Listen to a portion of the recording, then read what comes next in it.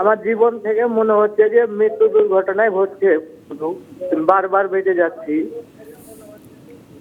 আচ্ছা, এই 7 মাস আগে আমি একবার 3 তলা থেকে পড়ে গিয়ে আল্লাহর রহমতে বেঁচে গেছি। আচ্ছা, আবার বলুন। এই 8 দিন আগে হুজুর আমি এক গাড়ির তল থেকে, মানে আমার সাইড দিয়ে ওভারটেক করে আমাকে মেরে ওই গাড়ির তলে পড়ে যাচ্ছিলাম, আবার বেঁচে গেছি। আচ্ছা, বলছিলাম কোনটা, যে আমার তো এক পা ভাঙা আবার ভাঙে গেছে। তো এই বিষয়ে আমি কিছু জানতে চাচ্ছি। জি জি, আমাদের সাথেই থাকবেন।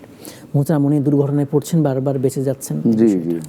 ওমা আসাবাকুম মুসিবাতুন ফাবিমা কাসাবাত আইদিকুম ওয়া ইয়াফু আন কাসীর। আল্লাহ তাআলা বলছেন যে তোমাদের সমস্ত বিপদ হয় অনেকগুলো হাতের কামাই করা, আল্লাহ অনেক ক্ষমা করে দেন আমাদেরকে।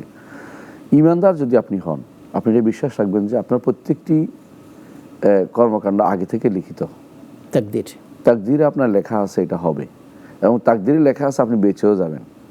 এজন্য আমি বেঁচে গেছি বলবেন না, আল্লাহ আমাকে বাঁচিয়ে দিয়েছে এটা বলবেন। এই শব্দটা কিন্তু আমাদের সবসময় মাথায় রাখতে হবে বলার সময়। আল্লাহ বেঁচে গেছে এটা না, বাঁচিয়ে দিয়েছেন তিনি, আল্লাহ বাঁচিয়ে দিয়েছেন। এই শব্দটা আমাদের খুবই মাথায় রাখতে হবে সবসময়, যে এটা আমার তাকদীরে লেখা ছিল। ঈমানদারের একটা হবে, নীতি হবে এটা, যখন সে গুনাহ করে তখন ইস্তেগফার করবে যে আমি অন্যায়টা করেছি, আমি করেছি, ক্ষমা চেয়ে নেব। আর যখন তার বিপদ হয় তখন বলবে যে কাদ্দারাল্লাহু মা শা ফাআল, হাযা কাদারুল্লাহ মা শা ফাআল।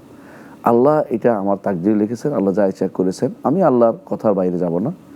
আল্লাহ তাআলা যেটাতে খুশি আমি এটাতে খুশি থাকবো। তো আপনি যে পা ভেঙেছেন, ব্যথা পেয়েছেন, এগুলি ঈমান, এগুলি হচ্ছে বিপদ। যেন আপনি সবসময় বলবেন কাদারুল্লাহ, হাযা কাদারুল্লাহ, এটা আল্লাহর পক্ষ থেকে মুকাদ্দার ছিল, এখন নয়। আমার সৃষ্টির 50,000 বছর আগে, জগৎ সৃষ্টির 50,000 বছর আগে আমার মায়ের পেটে থাকতে, এবং গত রমাদানে এবং গত রাত্রে মানে এই প্রতিবারে আমার জন্য লেখা হয়েছে এটা। এর বাইরে যাওয়ার আমার কোনো সুযোগ ছিল না। বিপদ হলে এটা বলতে হয়। বিপদ হলে বলবেন যে আল্লাহ যা লিখেছেন এটা অবশ্যই কল্যাণকর, অবশ্যই আমার জন্য কল্যাণকর। তিনি যেদিন নিয়ে যাবেন এই বিপদের মধ্যে দিয়ে নিয়ে যাবেন। সুতরাং আমি যেন সবসময় এর উপর থাকি, ইন্না লিল্লাহি ওয়া ইন্না ইলাইহি রাজিউন, যেটা আল্লাহ তাআলা শিখিয়ে দিয়েছেন। আল্লাযিনা ইযা আসাবাতহুম মুসিবাতুন ক্বালু ইন্না লিল্লাহি ওয়া ইন্না ইলাইহি রাজিউন। যাদের মুসিবত হয় তখন বলে আমরা আল্লাহর জন্য আল্লাহর কাছে ফিরে যাব। এই জিনিসটা মাথায় রাখবেন, যে কয়দিন বাঁচছি আল্লাহ বাঁচিয়ে রাখছেন, যেদিন চলে যাব আল্লাহর কাছে চলে যাব। এটাই ঈমানদারের কাজ। ঈমানদার সবসময় এটা বলবে।